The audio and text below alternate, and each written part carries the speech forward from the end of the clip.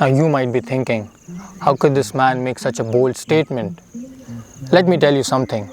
It is just an opinion, a perspective based on research, analysis, past experiences and insight. So let's just dive into this car, shall we?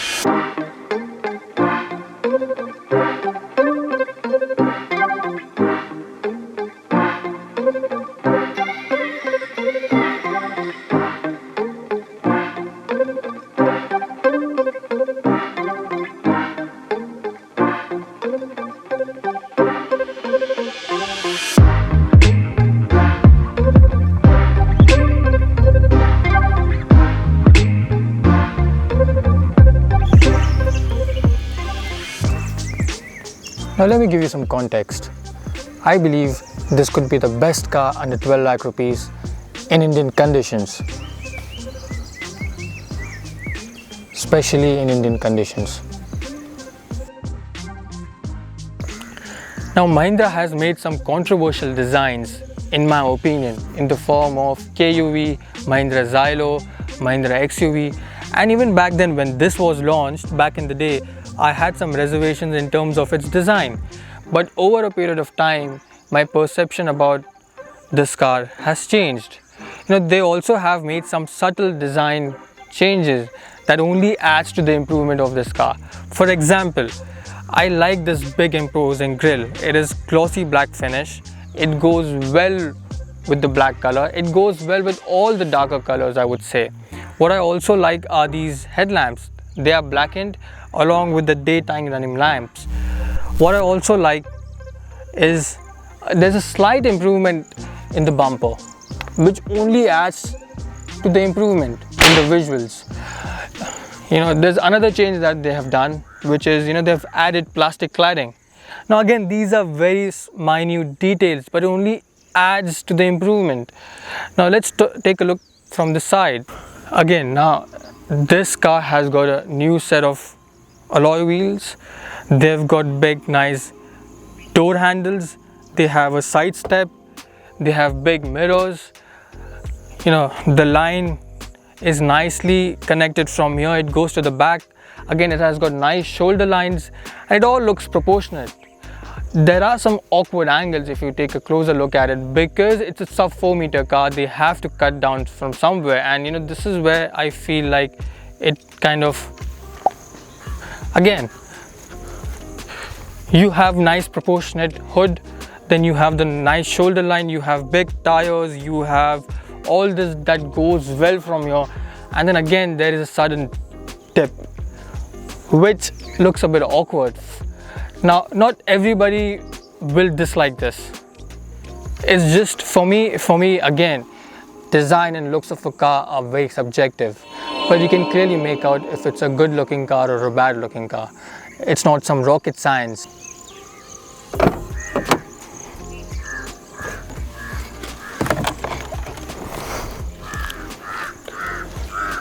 Now one of the things that I don't like about this is the plastic quality. This is made out of black plastic. It looks flimsy and tacky. Now this, I don't know, I'm assuming they've tried to go for a chrome look. It is plastic and it does look plastic, and the fit and finish is also not nice. You can just feel it. So it makes me feel like I'm sitting in a 5 or 6 lakh rupee car, and I think Mahindra really needs to look at this and try to improve the interior quality, the plastic quality at least. They could have easily put like a soft touch plastic. Yeah. Now let's talk about the boot space in the back seat of this car, shall we? Now this opens up nice and big. It is heavy. There is a side step. Now what you can see is these two really small seats.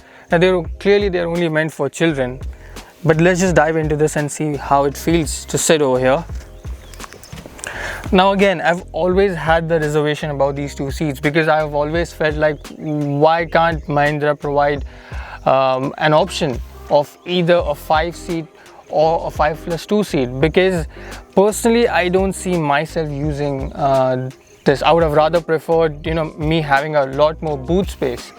Now what you have over here is Some people can argue that okay, this is meant for only small short journeys, but still I would say two people cannot sit in proper condition. I'm 5'6".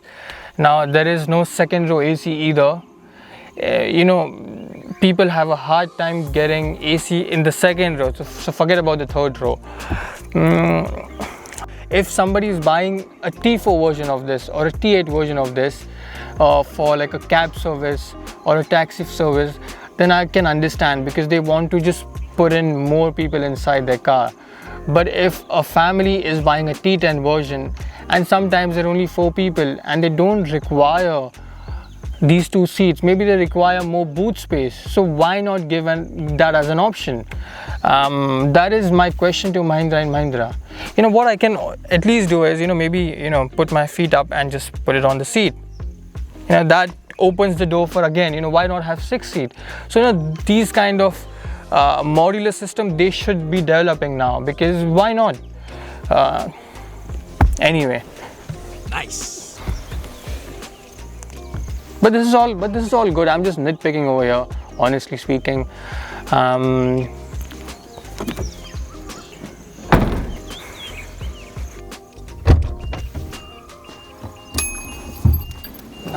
getting into this car is not a problem. It's a big vehicle, but it's not a problem. Now, one of the biggest selling points I would say is the interior space of this car. But before that, let's dive into the interiors. I would say the interiors are functional and pragmatic at its best. Now, you look at the interior quality of this. There is a lot of scratchy plastic. The glove box is big enough, is a decent size. What I can say is it is really nicely put together, but the quality is not great for something which costs you around 12 lakh rupees. I think, is it as good as Ford EcoSport or Hyundai Creta? No, there's no chance. What I like about it is you have a lot of interior space. You have this relatively small C-pillar, I would say. You have big, large glass area, which gives you that airy feel. The interior is nice beige and black, which looks cool, I would say. Again, they haven't given you climate control, which is a minus point, I would say. You get climate control in 7 lakh cars, 8 lakh rupees car. So why not given this? I don't get it. Of course, they have done a lot of cost cutting. Again, you don't have a start stop button over here. This is right. This is good to hold. And then the steering feels really nice. You don't have cruise control. Again, you don't have the switches on the door pads. You have it over here, the window switches. So that's again a big problem. I think Mahindra has done that over a long period of time. They need to work on their ergonomics. And you can put nicely, small and big bottles. The handbrake is right in your hands. What else do you have? You have one major problem, I would say, is the AC makes a lot of noise. And the kind of car this is, it's a big car. I think you need 2 ACs in this. Should have given 1 AC at the back. They don't have it, and that's one of the biggest problems, I would say, because yeah, you need that. The instrument cluster is nice. There's big, large mirrors outside. There are a lot of cubby holes as well. So it is nice that way. Yeah, again, one of the things I dislike about this is the center console design, because this is very much, you can see this in a lot of cars. Maruti Suzuki S-Cross has got a similar layout. What else do you have? I think you have this kind of a similar dash design and Tata Tiago as well. Why not come up with something new? Again, now let's take a look at AC noise, because I think that's important. It makes a lot of noise and it doesn't do the best job of keeping the passengers cool. That's one of the biggest gripes for me. Again, you have these buttons over here that are nice. I think this is all nice. In terms of, the best thing about this car is the seating position. It gives you a commanding view of everything. You can see the bonnet is extremely short. You can see the corners, and again, there is no problem with looking through the C-pillar, because it is very small. yeah, so that's about it, I would say. And again, one more point, you have this. Now, some people love this. I do not really care about this, but I think this is a good feature to have. Let's get into the back seat of the car. Now, what I like about this car is, again, this is one of the selling points of this vehicle, I would say. The sheer amount of size it has got, the depth, the breadth, the width that it has got is immense. You can easily sit in the car. There is a side step for older people or even for us, I would say.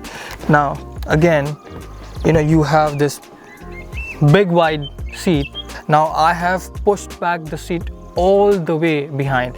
Let me just put it a bit ahead, how much space this car has got. Now I would say I would have liked a bit more under thigh support. No, I don't think so. I think this is fine. I think the under thigh support is fine.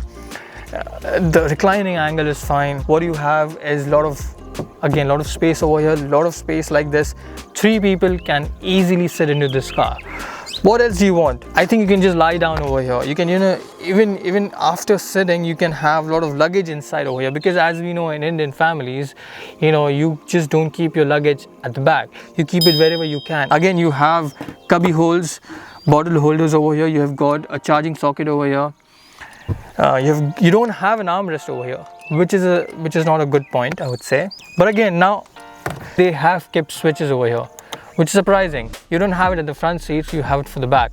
What I would have liked is a bit of reclining, reclining option given to this car. According to me, I think this is where TUV shines the most. One is you can just throw it around anywhere. It has got enough power to tackle the road. Now again, talking about the engine, it's a 1.5 liter diesel 3 liter 100 bhp engine. It churns out around 240 Nm of torque. That is the good point.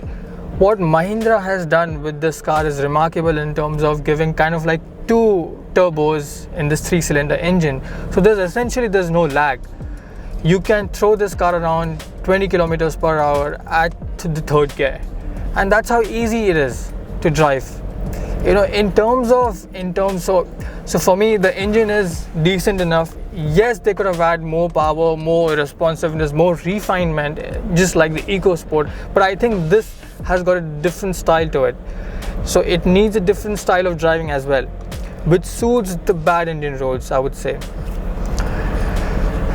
But again, there is weak top-end performance. So I was struggling to carry this car beyond 130 km per hour.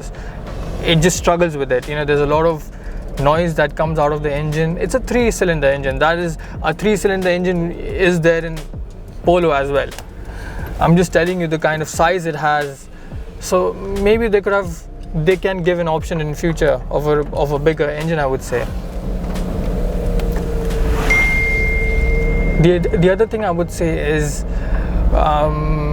in terms of let's say the driving dynamics. Now this has got a decent steering wheel. It has got decent feedback. It has got good weight to it. It feels heavy, but along with this gearbox, it has got long throws. It is not the sleekest, I would say, but it is good enough, I would say.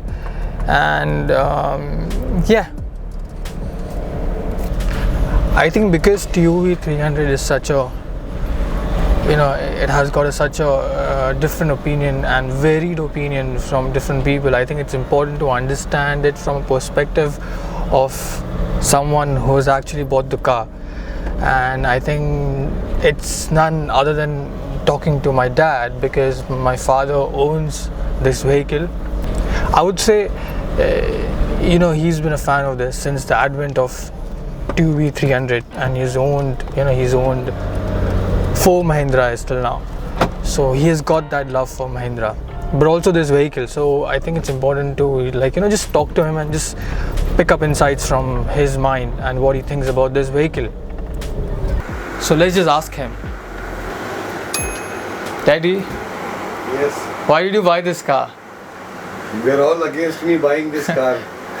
Basically, I bought this car because I have a rural urban travel. Yeah. And my vocation, my profession takes me to various places in the rural sector which doesn't hardly has any roads or poorly made roads.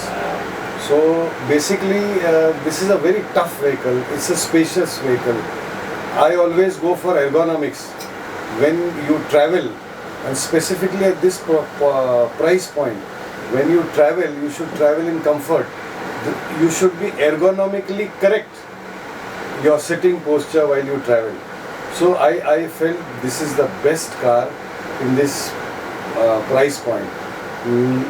Another factor is it comes from the Mahindra stable, and Mahindra is known for its toughness, its robustness, chassis frame, and it's got a powerful enough engine. So basically drivability is so easy. You can drive at low speeds like a automatic, a semi-automatic. Now what I really like about this car is the drivability of this vehicle. If you look at it from the perspective of purely specifications, things can get a bit murkier in terms of, it is not the best in terms of specs. It's a body on frame chassis and it's not a monocoque. So, and it doesn't have that kind of a power that Ford EcoSport has, or all these different other new generation vehicles have. People have always had the perception that it is less drivable than other rivals, but I think that's not the case, because you have bad roads everywhere. You have bad roads even in cities. So how are you dealing with that? And I think this car deals with that superbly. Because it's a body frame chassis, it has got such big tires, decent power, I would say. You just put the throttle and it just flies. So I think where TUV 300 really works or really scores is two things. One is when you're talking about Indian families and their traveling habits, because I would like to describe Indians as family oriented travelers, and they like to travel with their family members, with their relatives, and even when they're not traveling with their relatives, they like to travel with strangers. And that's very common in rural India, where people share cars, people share cabs. There's something called mini doors, and this concept of sharing vehicles has been there in India even before the advent of this concept in European countries or in North America. What are the problems that you face when you're traveling with large family members? You need a lot of space. And naturally, these people who are traveling, the majority of them are not living in cities. They're living in rural India, 70 to 75%. So when they, of course, naturally for their work, they have to travel to cities. So that's long distance journey. Now in the long distance journey, they have to carry along with them food items, food packets, whatever, drinks, and naturally they are going to stop at some point in time wherever they want to take a halt. So you need interior space. You need a car that is very extremely robust, that has got good suspension setup, that can carry 5 to 7 to 8 people at one go. And this is where TUV 300 shines. The other thing is, which is no secret, that Indians have always had bad roads, be it in cities or in or in villages or in small towns. That has always been an issue. Now, the rivals of TUV 300, or if you take a look at the cars that you get at this price point, they don't give you that kind of robustness or that rigidity quality that TUV gives you, because it is a body on frame ladder frame chassis. It has got big tires, it has got 184 mm of ground clearance, so that is always going to help. So cars like S-Cross or Brezza or EcoSport, they're not made for rough Indian roads. So this is where this car shines. Again, one of the things that can sound a bit petty, but I would say that there is a bit of carelessness and recklessness when drivers drive in India. The laws are a bit dodgy, I would say. They're not dodgy, but then people don't tend to follow it. So you need a big imposing car. This is one of those cars that people can get intimidated with, in terms of, let's say, when I was driving in the city, the rickshaws don't come near you because they get scared with bigger vehicles. Now this is not a big quality when you're investing around 50-60 lakh rupees and you're getting an SUV. But if a car manufacturer is providing you with a car under 12 lakh rupees, which gives you that quality of big imposing vehicle, then it's a plus point. It is such a plus point for you to have. In spite of the shortcomings TUV 300 has, why do I recommend this car and for whom? I would say over the period of years, people have become obsessed with the feature list, the performance of the car, the engine specifications. But do these things really matter in real world experience? So I think you need to ask a different set of questions for TUV 300, which is, how does this car make you feel? For me, what TUV 300 does really well is it overcomes the challenges that the Indian conditions or Indian weather throws at the Indian cars. You have the bad Indian roads, you have the bad Indian conditions, you have the bad driving behavior, and I think it kind of galvanizes all those things. Okay, then what makes TUV so good? There are a couple of things, 6-7 things that makes this car good. First would be size and the presence of this car. Second would be the ladder frame chassis. Third would be the interior space. Fourth would be the price. It starts from 8.75 lakhs, roughly 9 lakhs to 13 lakhs, which is, it offers good value for money. Fifth would be the Mahindra brand itself, because it is an Indian brand, it is reliable. If something gets broken, it is not going to cost you a bomb. And sixth would be it has good, decent performance. And so it's a no-nonsense vehicle. It's a very easy-going vehicle. It's more like, I would describe it more like a hammer than a Swiss Army knife. So it goes back to the basics, really. It does its job really well of carrying its passengers from place A to place B in the safest way possible in perfectly Indian conditions, and that's what makes it so good. So that's about it.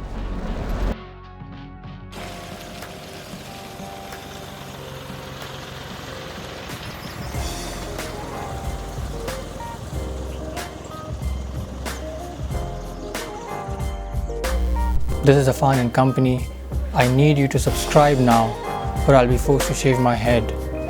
What? Subscribe now, or I have to find a real job.